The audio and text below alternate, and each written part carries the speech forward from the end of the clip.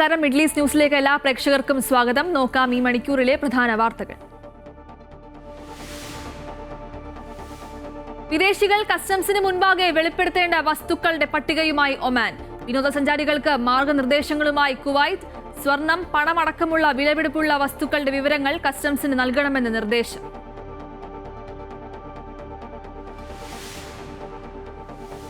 സംസ്ഥാന സർക്കാരിന്റെ അതിദാരിദ്ര്യമുക്ത പ്രഖ്യാപനം നാളെ. തട്ടിപ്പെന്ന് പ്രതിപക്ഷം.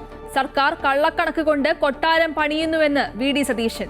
ദാരിദ്ര്യ നിർമ്മാർജ്ജനം എന്നതല്ല അതിദാരിദ്ര്യ നിർമ്മാർജ്ജനമെന്ന് മന്ത്രി എം.ബി. രാജേഷ്. എ കെ ആന്റണിയുടെ പദ്ധതി എന്ന പ്രതിപക്ഷവാദം തെറ്റെന്ന് മന്ത്രി കെ എൻ ബാലഗോപാൽ.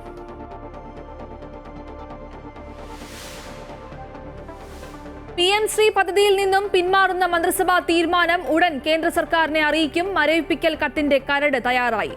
ഒപ്പുവെച്ചതിൽ വ്യക്തത വരുത്താൻ ഉപസമിതി പരിശോധിക്കും. തർക്കം മയപ്പെടുത്തി CPI-യും CPM-ഉം. കമ്മ്യൂണിസ്റ്റുകാരെ തെറ്റിപ്പിക്കാൻ ശ്രമിക്കേണ്ടെന്ന് MA ബേബി.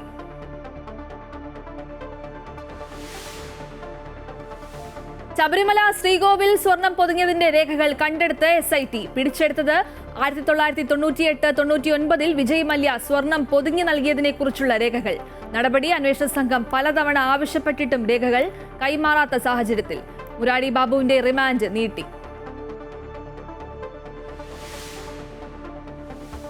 ഓപ്പറേഷൻ സിന്ദൂറിലൂടെ ഇന്ത്യയുടെ ശക്തമായ മറുപടി ലോകത്തിന് കാണിച്ചു കൊടുത്തുവെന്ന് പ്രധാനമന്ത്രി നരേന്ദ്രമോദി. കശ്മീർ ഇന്ത്യയോട് ചേരുന്നതിനെ എതിർത്തത് നെഹ്റുവെന്ന വിമർശനം. സർദാർ വല്ലഭഭായ് പട്ടേലിന്റെ ജന്മദിനം ആഘോഷിച്ച് രാജ്യം. ദീർഘകാല പ്രതിരോധ സഹകരണ കരാറിൽ ഒപ്പുവെച്ച് ഇന്ത്യയും അമേരിക്കയും. യൂറോപ്യൻ സന്ദർശനത്തിന്റെ ഭാഗമായി ഫിൻലാൻഡിലെത്തിയ സദ്ഗുരു ശ്രീ മാതാ അമൃതാനന്ദമയി ദേവിക്ക് ഊഷ്മള വരവേൽപ്പ്. 2 ദിവസം നീണ്ടുനിന്ന സന്ദർശനത്തിൽ ഫിൻലൻഡിലെ എസ്പൂവിലെത്തിയ ആയിരക്കണക്കിന് ഭക്തർ.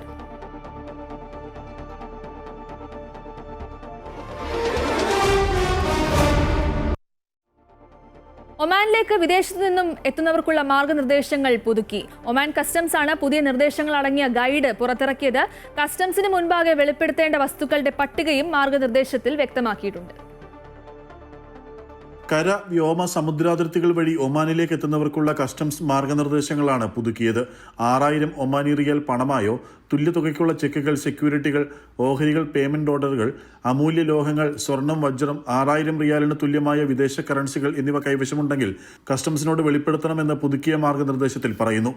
ഒമാൻ കസ്റ്റംസ് വെബ്സൈറ്റ് വഴിയും ഡിക്ലറേഷൻ നടത്താം. അജ്ഞാതരിൽ നിന്നും ലഗേജുകൾ സ്വീകരിക്കരുത് എന്നും മാർഗനിർദ്ദേശത്തിൽ വ്യക്തമാക്കുന്നു. മരുന്നുകൾ, മെഡിക്കൽ ഉപകരണങ്ങൾ, ജീവനുള്ള മൃഗങ്ങൾ, പക്ഷികൾ, മാധ്യമ ഉപകരണങ്ങൾ, പ്രസിദ്ധീകരണങ്ങൾ, ഡ്രോണുകൾ, വയർലെസ് ഉപകരണങ്ങൾ എന്നിവ കൊണ്ടുവരുന്നതിനും കസ്റ്റംസിന്റെ അനുമതി നേടണം. ആയുധങ്ങൾ, ലഹരി വസ്തുക്കൾ, ആയുധങ്ങളുടെ ആകൃതിയിലുള്ള കളിപ്പാട്ടങ്ങൾ, യൂണിഫോമിന് സമാനമായ വസ്ത്രങ്ങൾ എന്നിവ ഒമാൻ ഏകീകൃത കസ്റ്റംസ് നിയമപ്രകാരം നിരോധിച്ച വസ്തുക്കളാണ്. യാത്രക്കാർ തെറ്റായ വിവരങ്ങൾ നൽകുകയോ കൃത്യമായ വിവരങ്ങൾ നൽകുന്നതിൽ വീഴ്ച വരുത്തുകയോ ചെയ്താൽ 3 വർഷം വരെ തടവും 10,000 ഒമാനി റിയാലിൽ കൂടാത്ത പിഴയും ശിക്ഷ ലഭിക്കും. വ്യക്തിഗത ഉപയോഗത്തിനുള്ള വീഡിയോ ക്യാമറ, കൊണ്ടുനടക്കാവുന്ന സംഗീതോപകരണങ്ങൾ, മൊബൈൽ ഫോണുകൾ, TV റിസീവർ, ഭിന്നശേഷിക്കാർക്കുള്ള കസേരകൾ, സ്ട്രോളറുകൾ, വ്യക്തിഗത വസ്തുക്കൾ, പ്രിന്റർ, വ്യക്തിഗത ഉപയോഗത്തിനുള്ള മരുന്നുകൾ എന്നിവ കസ്റ്റംസ് തീരുവയിൽ നിന്നും ഒമാൻ ഒഴിവാക്കിയിട്ടുണ്ട്. Amrita news, middle east. അവധിക്കാല യാത്രകൾ വർദ്ധിക്കുന്നതിനോടനുബന്ധിച്ച് വിമാനത്താവളങ്ങൾ വഴി യാത്ര ചെയ്യുന്നവർ സ്വർണം, പണം, മറ്റ് വിലപിടിപ്പുള്ള വസ്തുക്കൾ എന്നിവ സംബന്ധിച്ച കസ്റ്റംസ് ചട്ടങ്ങൾ നിർബന്ധമായും പാലിക്കണമെന്ന് കുവൈറ്റ് ആഭ്യന്തര മന്ത്രാലയം. കള്ളപ്പണം വെളുപ്പിക്കൽ, തീവ്രവാദ ധനസഹായം എന്നിവ തടയുന്നതിനുള്ള കുവൈറ്റിന്റെ നിയമപരമായ ചട്ടക്കൂടിന്റെ ഭാഗമായാണ് ഈ നിർദ്ദേശങ്ങൾ. 3000 കുവൈറ്റി ദിനാർ അല്ലെങ്കിൽ അതിന് തുല്യമായ വിദേശി കറൻസി കൈവശമുള്ള യാത്രക്കാർ കുവൈറ്റിൽ പ്രവേശിക്കുമ്പോഴോ പുറത്തു പോകുമ്പോഴോ സാമ്പത്തിക അന്വേഷണ വകുപ്പ് വഴി കസ്റ്റംസ് ഡിക്ലറേഷൻ ഫോം പൂരിപ്പിക്കണം. ഇത് പലപ്പോഴും പാലിക്കപ്പെടുന്നില്ല. ഇതേ തുടർന്നാണ് ആഭ്യന്തര മന്ത്രാലയം മുന്നറിയിപ്പ് നൽകിയിട്ടുള്ളത്. ചിലർ നിർദ്ദേശങ്ങൾ പാലിക്കാത്തതിനെ തുടർന്ന് വലിയ സമയനഷ്ടമാണ് യാത്രക്കാർ നേരിടുന്നത്. മറ്റു വാർത്തകൾ നോക്കാം. അതിദാരിദ്ര്യമുക്ത സംസ്ഥാന പ്രഖ്യാപനത്തിൽ വിശദീകരണവുമായി മന്ത്രി എം.ബി. രാജേഷ്. അതിദാരിദ്ര്യം നിർമ്മാർജ്ജനം ചെയ്തു എന്നാണ് സർക്കാർ അവകാശമെന്നും ദാരിദ്ര്യമല്ല അതിദാരിദ്ര്യമാണ് നിർമ്മാർജ്ജനം ചെയ്തതെന്നും മന്ത്രി വ്യക്തമാക്കി. ആദ്യ മന്ത്രിസഭാ യോഗ തീരുമാനപ്രകാരം വിശദമായ മാർഗരേഖ പുറത്തിറക്കി നടത്തിയ ചിട്ടയായ പ്രവർത്തനങ്ങളിലൂടെയാണ് പ്രഖ്യാപനത്തിലേക്ക് കടക്കുന്നതെന്നും മന്ത്രി പറഞ്ഞു. ഇതിനെതിരെ ഉയർന്ന വിദഗ്ധരുടെ ചോദ്യങ്ങൾ രാഷ്ട്രീയ ലക്ഷ്യത്തോടെയാണെന്നും മന്ത്രി വ്യക്തമാക്കി. കേരളപ്പിറവി ദിനത്തിൽ സംസ്ഥാനത്തെ അതിദാരിദ്ര്യമുക്ത സംസ്ഥാനമായി പ്രഖ്യാപിക്കാനുള്ള സർക്കാർ തീരുമാനത്തിനെതിരെയാണ് ആശങ്കയും എതിർപ്പും ചൂണ്ടിക്കാട്ടി സാമ്പത്തിക വിദഗ്ധരും സാമൂഹ്യ പ്രവർത്തകരും മുഖ്യമന്ത്രിക്ക് കത്തയച്ചത്. 23 പേരാണ് കത്തിൽ ഒപ്പിട്ടിരുന്നത്. കൃത്യമായ കണക്കുകളോ ഡേറ്റയോ പഠന റിപ്പോർട്ടോ ഇല്ലാതെയാണ് പ്രഖ്യാപനവുമായി മുന്നോട്ടു പോകുന്നതെന്നായിരുന്നു ഇവരുടെ ആരോപണം. അതേസമയം വിദഗ്ധരുടെ പരാതികൾക്ക് വിശദീകരണവുമായി മന്ത്രി MP രാജേഷ് രംഗത്തെത്തി. സർക്കാർ ഒരു സുപ്രഭാതത്തിലെടുത്ത തീരുമാനമല്ലെന്നും കൃത്യമായ മാർഗരേഖയുടെയും പഠനത്തിൻ്റെയും അടിസ്ഥാനത്തിലാണ് പട്ടിക തയ്യാറാക്കിയതെന്നും മന്ത്രി വിശദീകരിച്ചു. അതിദാരിദ്ര്യ നിർമ്മാർജ്ജനം ചെയ്തു എന്നാണ് സർക്കാരിൻ്റെ അവകാശവാദമെന്നും ദാരിദ്ര്യ നിർമ്മാർജ്ജനം ചെയ്തു എന്നല്ലെന്നും വിദഗ്ധരുടെ ചോദ്യങ്ങൾ രാഷ്ട്രീയ ലക്ഷ്യത്തോടു കൂടിയുള്ളതാണോ എന്ന് സംശയിക്കുന്നതായും മന്ത്രി പറഞ്ഞു. ഗവൺമെൻറ് ഇത് സംബന്ധിച്ച വിശദമായ ഒരു മാർഗരേഖ പുറത്തിറക്കുകയുണ്ടായി. 19 പേജുള്ള ആ മാർഗരേഖ വായിച്ചിരുന്നെങ്കിൽ ഈ കത്തിലുള്ള ഒരു ചോദ്യം പോലും ചോദിക്കുമായിരുന്നില്ല. ഇതുവരെ ഒരു സർക്കാർ പദ്ധതിയുടെയും ഗുണഭോക്താക്കളായി മാറിയിട്ടില്ലാത്തവരാണ് ഈ അതിദരിദ്ര പട്ടികയിൽ വരുന്നത്. സർക്കാർ പ്രധാനമായിട്ടും കണ്ട കാര്യം അതായിരുന്നു. അപ്പോൾ ഇതിലൊക്കെ ഒരു രാഷ്ട്രീയ ലക്ഷ്യമാണ് കാണുന്നത്. ഈ ചോദ്യങ്ങളിൽ മുഴുവൻ കാണുന്നത് രാഷ്ട്രീയ ലക്ഷ്യമാണ്. അതിദാരിദ്ര്യമുക്ത പ്രഖ്യാപനം ജനങ്ങളെ കബളിപ്പിക്കലാണെന്നും കള്ളക്കണക്ക് കൊണ്ട് കൊട്ടാരം പണിയുകയാണ് സർക്കാരെന്നും പ്രതിപക്ഷ നേതാവ് VD സതീശനും പ്രതികരിച്ചു. കള്ളക്കണക്ക് കൊണ്ടാണ്, സത്യം മറച്ചുവെച്ചുകൊണ്ടാണ് ഈ അതീവ ദരിദ്രരില്ലാത്ത സംസ്ഥാനമാണ് കേരളം എന്നുള്ള പ്രഖ്യാപനം. സർക്കാർ അതിൽ നിന്ന് പിന്മാറണം. തെറ്റാണത്. കേരളത്തിൽ അതീവ ദരിദ്രരും പരമദരിദ്രരായിട്ടുള്ള ആളുകൾ ഇഷ്ടം പോലെ ധാരാളമുണ്ട്. അതിദാരിദ്ര്യത്തിൽ നിന്നും ജനങ്ങൾ പുറത്തു വന്നത് കേന്ദ്ര സർക്കാരിന്റെ പദ്ധതികളുടെ ഫലമായാണെന്നും ക്രെഡിറ്റ് മുഖ്യമന്ത്രി എടുത്തുകൊള്ളട്ടെ എന്നുമായിരുന്നു BJP സംസ്ഥാന അധ്യക്ഷൻ രാജീവ് ചന്ദ്രശേഖറിന്റെ പ്രതികരണം. ഇന്ന് ഇന്ത്യയിൽ നോക്കിയാൽ 3 കോടി ജനങ്ങൾ ദാരിദ്ര്യത്തിൽ നിന്ന് പുറത്തു വന്നിരിക്കുന്നു. ഉത്തർപ്രദേശിൽ, മധ്യപ്രദേശിൽ. കേരളത്തിൽ ഒരു 8-10 ലക്ഷം ജനങ്ങൾ പുറത്തു വന്നിട്ടുണ്ട്. മുഖ്യമന്ത്രിക്ക് ക്രെഡിറ്റ് എടുക്കണമെങ്കിൽ എടുത്തോട്ടെ, അതല്ല ഞാൻ പറയേണ്ടത്. അതേസമയം അതിദാരിദ്ര്യമുക്ത സംസ്ഥാനമായി പ്രഖ്യാപിക്കാനുള്ള തയ്യാറെടുപ്പുകൾ തിരുവനന്തപുരത്ത് പൂർത്തിയായി കഴിഞ്ഞു. അമൃത ന്യൂസ്, തിരുവനന്തപുരം. അതിദാരിദ്ര്യ നിർമ്മാർജ്ജനം AK ആന്റണിയുടെ പദ്ധതി എന്ന പ്രതിപക്ഷവാദം തെറ്റെന്ന് മന്ത്രി KN ബാലഗോപാൽ. ഇങ്ങനെയൊരു പദ്ധതി UDF സർക്കാർ നടപ്പിലാക്കിയിരുന്നു എന്ന് ഇപ്പോഴാണ് അറിയുന്നത്. എല്ലാ കാര്യങ്ങളും ജനങ്ങൾക്ക് മനസ്സിലാക്കാൻ സാധിക്കുമെന്നും മന്ത്രി കാസർഗോഡ് പ്രതികരിച്ചു. എന്നാലും അങ്ങനൊരു പദ്ധതി നടപ്പിലാക്കിയിരുന്നു എന്നുള്ളത് ഇപ്പോൾ അറിയുന്നത് നല്ലതാണ്. അതാണ് എനിക്കതിനെപ്പറ്റി പറയാനുള്ളത്. കാരണം ഇതുവരെ ആരും പറയുന്നത് കേട്ടിട്ടില്ല. പ്രഖ്യാപനം വരുന്നത് ഇപ്പോൾ 4 വർഷമായി അതിദാരിദ്ര്യ നിർമ്മാർജ്ജനത്തിനുള്ള ശ്രമം നടക്കുന്നത്. ഞങ്ങളെല്ലാം കഴിഞ്ഞ നിയമസഭയിൽ ഇലക്ട് ചെയ്യപ്പെട്ടിട്ട് ആദ്യത്തെ ക്യാബിനറ്റിൽ, മന്ത്രിമാരുടെ ആദ്യത്തെ ക്യാബിനറ്റിൽ പോകുമ്പോൾ അന്ന് വെച്ചൊരു അജണ്ടയാണ് അതിദാരിദ്ര്യത്തെ സംബന്ധിച്ച് നമ്മൾ പഠനം നടത്തണം, അത് പരിഹരിക്കാനുള്ള നടപടി വേണം. PM ശ്രീ പദ്ധതിയിൽ നിന്നും പിന്മാറുന്നതായുള്ള മന്ത്രിസഭാ തീരുമാനം ഇന്നോ നാളെയോ കേന്ദ്ര സർക്കാരിനെ അറിയിക്കും. മരവിപ്പിക്കൽ കത്തിന്റെ കരട് തയ്യാറായി മുഖ്യമന്ത്രി കണ്ട ശേഷമാകും കത്ത് അയക്കുക. ചീഫ് സെക്രട്ടറിയാണ് പദ്ധതി നിർത്തിവച്ച വിവരം കേന്ദ്രത്തെ അറിയിക്കുന്നത്.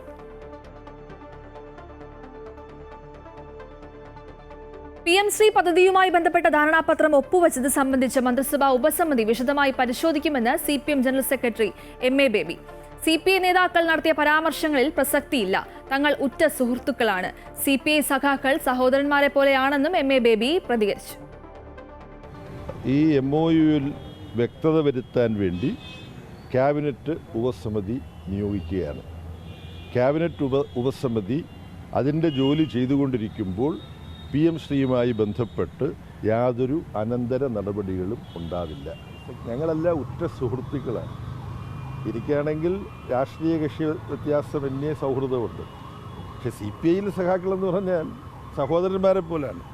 അതിനിടയ്ക്ക് സംസാരിക്കുന്നതിനിടയ്ക്ക് പ്രത്യേക സാഹചര്യത്തിൽ ചിലത് വീട് വായിൽ നിന്ന് അതിനാ അർത്ഥമേ ഉള്ളൂ എന്ന് മനസ്സിലാക്കാൻ അവർക്കും എനിക്കും കഴിയും. ഒരു കാര്യം, ശബരിമല ശ്രീകോവിൽ സ്വർണം പൊതിഞ്ഞതിന്റെ രേഖകൾ കണ്ടെടുത്തു. 1998-99 വിജയ് മല്യ സ്വർണം പൊതിഞ്ഞു നൽകിയതിനെ കുറിച്ചുള്ള രേഖകളാണ് SIT പിടിച്ചെടുത്തത്. അന്വേഷണ സംഘം പലതവണ ആവശ്യപ്പെട്ടിട്ടും രേഖകൾ കൈമാറിയിരുന്നില്ല. അതേസമയം കേസിൽ പിടിയിലായ മുരാരി ബാബുവിനെ കോടതി ജുഡീഷ്യൽ കസ്റ്റഡിയിൽ വിട്ടു.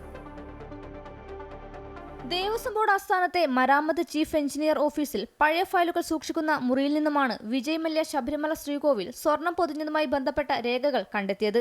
420 പേജുകളാണ് ഇതിനുള്ളത്. സ്വിറ്റ്സർലാൻഡിൽ നിന്ന് 22 കാരറ്റ് സ്വർണം ഇറക്കുമതി ചെയ്ത രേഖകളും ലഭിച്ചിട്ടുണ്ട്. ദേവസ്വം ഉദ്യോഗസ്ഥരെ സാക്ഷിയാക്കിക്കൊണ്ട് റെക്കോർഡ് റൂമുകളിൽ നടത്തിയ പരിശോധനയിലാണ് രേഖകൾ ലഭിച്ചത്. 1998-99 കാലയളവിൽ പൊതിഞ്ഞ സ്വർണത്തിന്റെ അളവും വിവരങ്ങളും അടങ്ങിയ രേഖകളാണ് പിടിച്ചെടുത്തത്. എത്രമാത്രം സ്വർണം കാണാതായിട്ടുണ്ടെന്നുറപ്പിക്കാൻ ഈ രേഖകൾ നിർണായകമാണ്. നിരവധി തവണ പ്രത്യേക അന്വേഷണ സംഘം രേഖകൾ ആവശ്യപ്പെട്ടിരുന്നുവെങ്കിലും പഴയതായതിനാൽ എവിടെയാണ് എന്ന് അറിയില്ലായിരുന്നു എന്നായിരുന്നു ദേവസ്വം ഉദ്യോഗസ്ഥരുടെ മറുപടി. ഇതോടെയാണ് അന്വേഷണ സംഘം നേരിട്ട് പരിശോധനയ്ക്ക് എത്തിയത്. സ്വർണ്ണക്കൊള്ള കേസിൽ പിടിയിലായ മുരാരി ബാബുവിനെ കോടതി ജുഡീഷ്യൽ കസ്റ്റഡിയിൽ വിട്ടു. പ്രതിയുടെ ചോദ്യം ചെയ്യൽ പൂർത്തിയായെന്നും ഇനി കസ്റ്റഡിയിൽ ആവശ്യമില്ലെന്നും SIT കോടതിയെ അറിയിച്ചിരുന്നു. നവംബർ 13 വരെയാണ് റിമാൻഡ് കാലാവധി. അമൃത ന്യൂസ്, തിരുവനന്തപുരം. സർദാർ വല്ലഭായ് പട്ടേലിന്റെ 150ാം ജന്മവാർഷികത്തോടനുബന്ധിച്ച് ഏകതാ നഗറിലെ സ്റ്റാച്യു ഓഫ് യൂണിറ്റിയിൽ വിപുലമായ പരേഡും സാംസ്കാരിക പരിപാടികളും സംഘടിപ്പിച്ചു. ആഘോഷ പരിപാടികളിൽ പങ്കെടുത്ത് പ്രധാനമന്ത്രി നരേന്ദ്രമോദിയും നെഹ്റുവിന്റെ തെറ്റായ നയങ്ങൾ കശ്മീരിൽ ഭീകരതയ്ക്ക് വഴിവെച്ചുവെന്ന് മോദി പറഞ്ഞു. പട്ടേലിനെ ഇതിഹാസമായി നിലനിർത്താൻ പരിശ്രമിക്കണമെന്നും അദ്ദേഹം പറഞ്ഞു. രാഷ്ട്രീയ ഏകതാ ദിനത്തിൽ ഗുജറാത്തിലെ നർമ്മദാ നദിക്കരയിലുള്ള ഏകതാ പ്രതിമയിൽ സർദാർ വല്ലഭായ് പട്ടേലിന് പ്രധാനമന്ത്രി നരേന്ദ്രമോദി ആദരാഞ്ജലി അർപ്പിച്ചു. സർദാർ പട്ടേലിന്റെ ജീവിതത്തെ വിവരിക്കുകയും അദ്ദേഹത്തിന്റെ നേട്ടങ്ങൾ ഉയർത്തിക്കാട്ടുകയും ചെയ്യുന്ന ഒരു വീഡിയോ പ്രധാനമന്ത്രി പങ്കുവച്ചു. ഐക്യത്തിന്റെ പ്രതിജ്ഞ ചൊല്ലിക്കൊടുത്തു. ഏകതാ നഗറിലെ സ്റ്റാച്യു ഓഫ് യൂണിറ്റിയിൽ വിപുലമായ പരിപാടികളാണ് സംഘടിപ്പിച്ചത്. റിപ്പബ്ലിക് ദിന മാതൃകയിലുള്ള പരേഡ്, വ്യോമാഭ്യാസ പ്രകടനങ്ങൾ, ഇന്ത്യയുടെ ഐക്യവും വൈവിധ്യവും പ്രതിഫലിക്കുന്ന കലാപരിപാടികൾ എന്നിവ അരങ്ങേറി.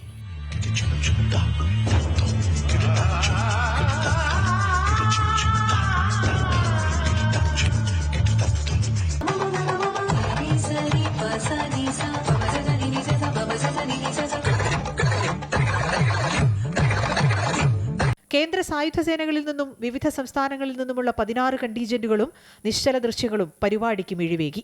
കൂടാതെ വിവിധ സംസ്ഥാനങ്ങളിൽ നിന്നുള്ള സാംസ്കാരിക സംഘങ്ങളുടെ പരിപാടികളും പരമ്പരാഗത പരിപാടികളും ഉണ്ടായിരുന്നു. സ്റ്റാച്യു ഓഫ് യൂണിറ്റിയിൽ സംസാരിച്ച പ്രധാനമന്ത്രി ജവഹർലാൽ നെഹ്റുവിനെതിരെ ആഞ്ഞടിച്ചു.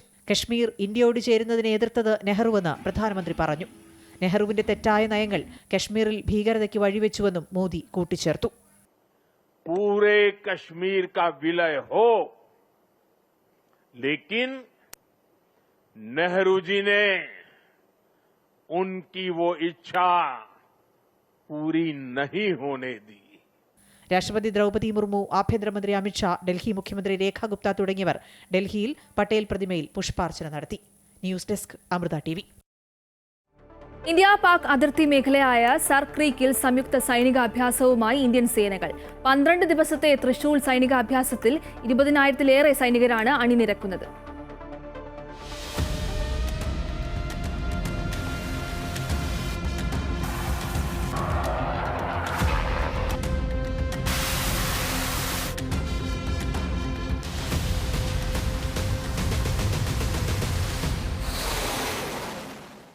ഓപ്പറേഷൻ സിന്ധൂറിന് ശേഷമുള്ള ഇന്ത്യയുടെ ഏറ്റവും വലിയ സൈനികാഭ്യാസം. കരനാവിക വ്യോമസേനകൾ പങ്കെടുക്കുന്ന 12 ദിവസത്തെ വമ്പൻ പ്രകടനം. പാകിസ്ഥാനുമായുള്ള പടിഞ്ഞാറൻ അതിർത്തിയിലാണ് തൃശൂൽ എന്ന സൈനികാഭ്യാസം നടത്തുന്നത്. ഗുജറാത്തിലെ സർ ക്രീക്ക് മുതൽ രാജസ്ഥാനിലെ ധാർ മരുഭൂമി വരെ 3 സേനകളും തങ്ങളുടെ ശക്തി തെളിയിക്കുകയാണ്.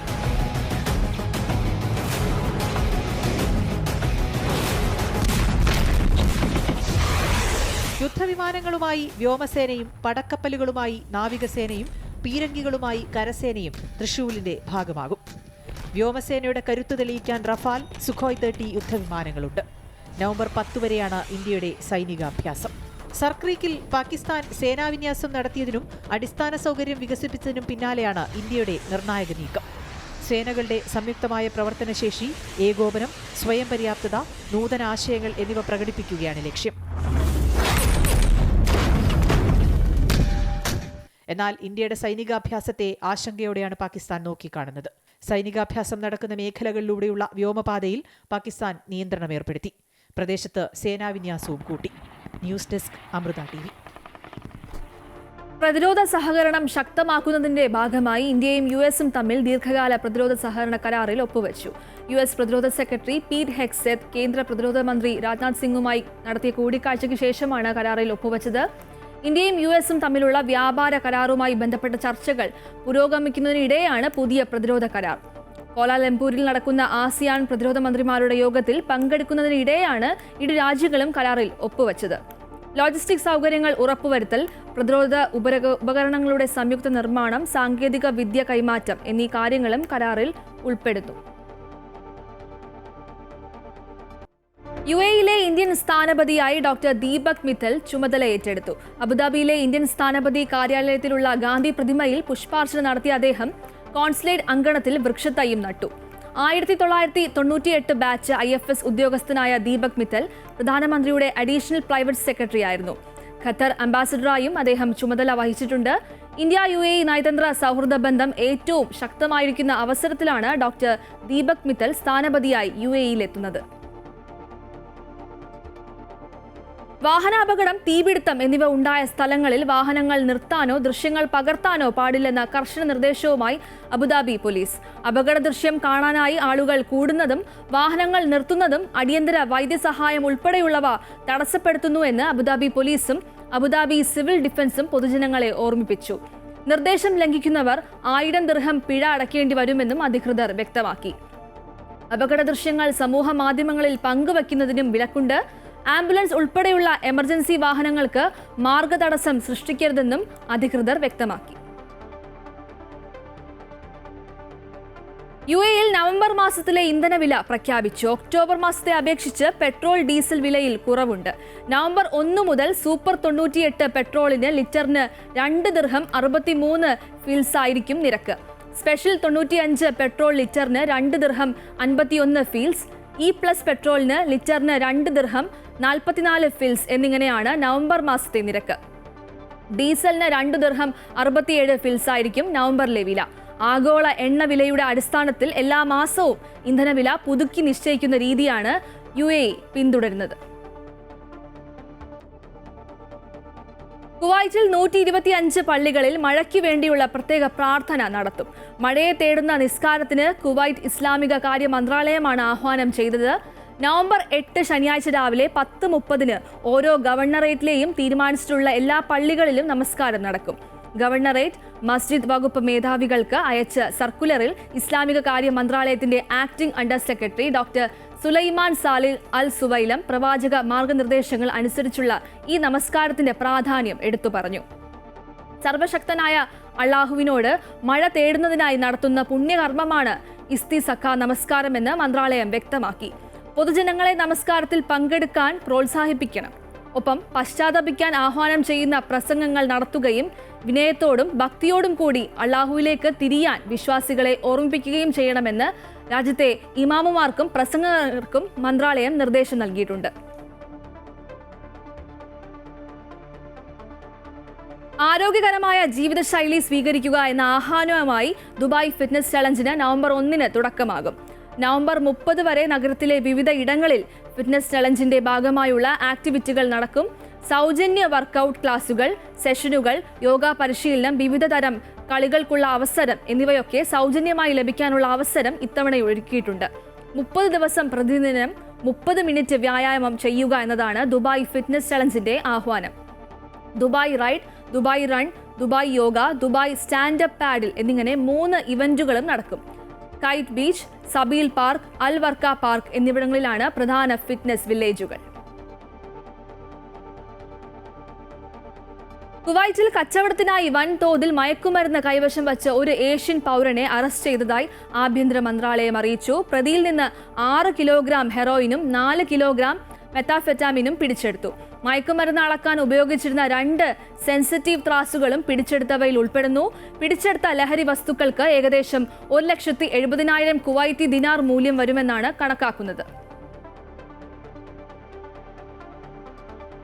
പാണക്കാട് സയ്യിദ് മുഹമ്മദ് അലി ശിഹാബ് തങ്ങൾ വിവിധ സന്ദർഭങ്ങളിൽ എഴുതിയ ലേഖനങ്ങളുടെ സമാഹാരമായ നന്മയുടെ വസന്തോത്സവം ഒരുമയുടെയും എന്ന പുസ്തകം ജിദ്ദയിൽ പ്രകാശനം ചെയ്തു. Jeddah Ruwais area KMCC committee Grace educational അസോസിയേഷനുമായി സഹകരിച്ചാണ് പുസ്തകം പുറത്തിറക്കിയത്. ജിദ്ദ സീസൺ ഓഡിറ്റോറിയത്തിൽ വെച്ച് നടന്ന പ്രകാശന ചടങ്ങിൽ അഡ്വക്കേറ്റ് ഓണംപള്ളി മുഹമ്മദ് ഫൈസി മാധ്യമപ്രവർത്തകൻ മുസാഫിറിന് കോപ്പി നൽകി പ്രകാശനം നിർവഹിച്ചു. വരും തലമുറയ്ക്ക് പ്രചോദനവും രാഷ്ട്രീയ വിദ്യാർത്ഥികൾക്ക് പാഠപുസ്തകവുമാണ് ഈ കൃതിയെന്ന് പുസ്തക പരിചയം നടത്തിക്കൊണ്ട് മുസാഫിർ പറഞ്ഞു. VP മുസ്തഫ ചടങ്ങിന്റെ ഉദ്ഘാടനം നിർവഹിച്ചു. മൊഹളാർ തങ്ങൾ അധ്യക്ഷത വഹിച്ചു. നാസർ വെളിയംകോട്, ഇല്യാസ് കല്ലിങ്ങൽ, ഉബൈദുള്ള തങ്ങൾ എന്നിവർ സംസാരിച്ചു. ജിദ്ദ കിങ് അബ്ദുൾ അസീസ് തുറമുഖത്ത് വൻ മയക്കുമരുന്ന് വേട്ട. ചരക്ക് ലോഡിൽ ഒളിപ്പിച്ച് കടത്താൻ ശ്രമിച്ച 53,88,998 ലഹരി ഗുളികകൾ സക്കാത്ത്, നികുതി ആൻഡ് കസ്റ്റംസ് അതോറിറ്റി പിടികൂടിയതായി അതോറിറ്റി വക്താവ് ഹമൂദ് അൽ ഹർബി അറിയിച്ചു. കളിച്ചാക്കുകളിൽ ഒളിപ്പിച്ച് കടത്താൻ ശ്രമിച്ച മയക്കുമരുന്ന് ശേഖരം സുരക്ഷാ സാങ്കേതിക വിദ്യകളും പോലീസ് നായകളെയും ഉപയോഗിച്ച് നടത്തിയ പരിശോധനയിലാണ് കണ്ടെത്തിയത്. ജനറൽ ഡയറക്ടറേറ്റ് ഓഫ് നാർക്കോട്ടിക്സ് കൺട്രോളുമായി സഹകരിച്ച് മയക്കുമരുന്ന് സ്വീകരിച്ച 3 പേരെ അറസ്റ്റ് ചെയ്തു. ഈ വർഷം 3-ാം പാദത്തിൽ സൗദി ബജറ്റിൽ 8,850 കോടി റിയാൽ കമ്മി രേഖപ്പെടുത്തിയതായി സൗദി ധനമന്ത്രാലയം അറിയിച്ചു. 3-ാം പാദത്തിൽ ബജറ്റ് വരുമാനം 269.9 ബില്യൺ റിയാലും ചെലവ് 358.4 ബില്യൺ റിയാലുമാണ്. എണ്ണ വരുമാനം 150.8 ബില്യൺ സൗദി റിയാലായി കുറഞ്ഞു. കഴിഞ്ഞ വർഷം 3-ാം പാദത്തെ അപേക്ഷിച്ച് ഇക്കഴിഞ്ഞ പാദത്തിൽ എണ്ണ വരുമാനം 21% കുറഞ്ഞത്. 2024 3-ാം പാദത്തിൽ എണ്ണ വരുമാനം 190.8 ബില്യൺ റിയാൽ ആയിരുന്നു. അതേസമയം എണ്ണ ഇതര വരുമാനത്തിൽ 1% വർധനവ് രേഖപ്പെടുത്തി. 2024 3-ാം പാദത്തിലെ എണ്ണ ഇതര വരുമാനം 118.3 ബില്യൺ റിയാലാണെങ്കിൽ ഇത്തവണ 119 ബില്യൺ റിയാലായി ഉയർന്നിട്ടുണ്ട്. ഈ വർഷത്തെ ആദ്യത്തെ 9 മാസങ്ങളിലെ ആകെ ബജറ്റ് വരുമാനം 305 ബില്യൺ റിയാലായി കുറഞ്ഞു. കഴിഞ്ഞ വർഷം 956 ബില്യൺ റിയാലായിരുന്നു വരുമാനം. അതിനാൽ വരുമാനം 13% കുറവ് വന്നിരിക്കുന്നത്.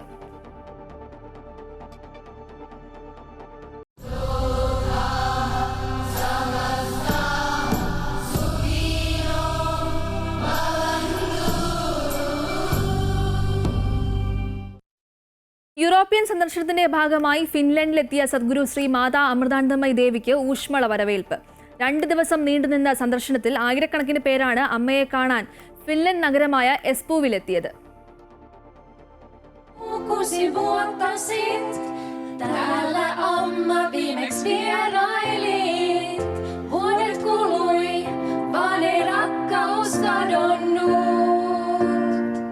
കാത്തിരുന്ന അവിസ്മരണീയ മുഹൂർത്തം.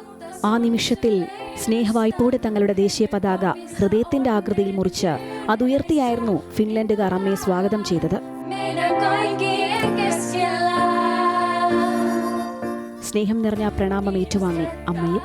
യൂറോപ്യൻ സന്ദർശനത്തിന്റെ ഭാഗമായാണ് ഫിൻലൻഡിലെ എസ്പോ നഗരത്തിൽ അമ്മ എത്തിയത്. ഫിന്നിഷ് പാർലമെന്റ് അംഗം വില്ലെ മെരിനൻ, ഫിൻലൻഡിലെ ഇന്ത്യൻ സ്ഥാനപതി Hemantesh Kotalwar, Espoo city board chairperson Mervi Katainen, Finland India society chairperson Shefali Arora തുടങ്ങിയവർ അമ്മയെ ഹാരാർപ്പണം ചെയ്തു. ലോകസമാധാനത്തിനും ഭൂമിയുടെ സംരക്ഷണത്തിനും അമ്മ നടത്തുന്ന സേവന പ്രവർത്തനങ്ങൾ മാതൃകാപരമാണെന്ന് ഫിൻലൻഡിലെ ഇന്ത്യൻ സ്ഥാനപതി ഹേമന്തേഷ് കോട്ടൽവാർ അഭിപ്രായപ്പെട്ടു. This is a very important initiative that she's been working for last so many decades, and of course she has a big vision of uniting the world, one planet, one world. And I think this is what I also see in Finland, when everybody says that we need to protect the planet. And I think there is so much of resonance between her message of connecting the people and the Finnish way of connecting with the planet, with the nature. And thank you so much, Amma, for connecting your vision with the Finnish society. Thank you so much.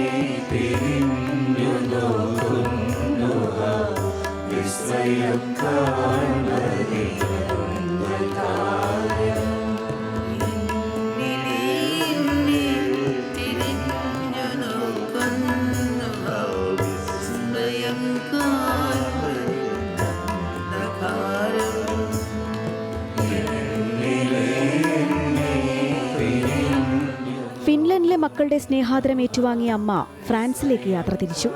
News desk, Amrita news.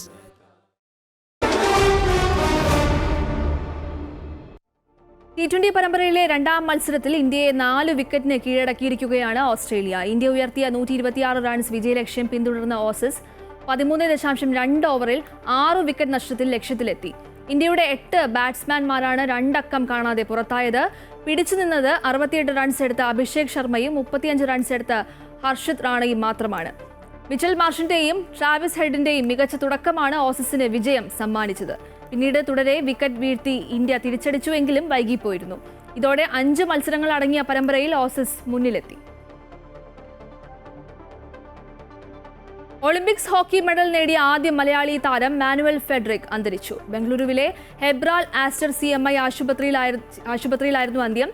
1972 Munich ഒളിമ്പിക്സിൽ ഹോളണ്ടിനെ തോൽപ്പിച്ച് വെങ്കലം നേടിയ Indian ടീമിന്റെ ഗോളിയായിരുന്നു അദ്ദേഹം. കായികരംഗത്തെ സംഭാവനകൾക്ക് രാജ്യം 2019 Dhyan Chand award നൽകി ആദരിച്ചു. Middle east news പൂർണ്ണമാകുന്നു. കൂടുതൽ വാർത്തകൾക്കായി അമൃത ന്യൂസ് യൂട്യൂബ് ചാനൽ കാണുക. നമസ്കാരം.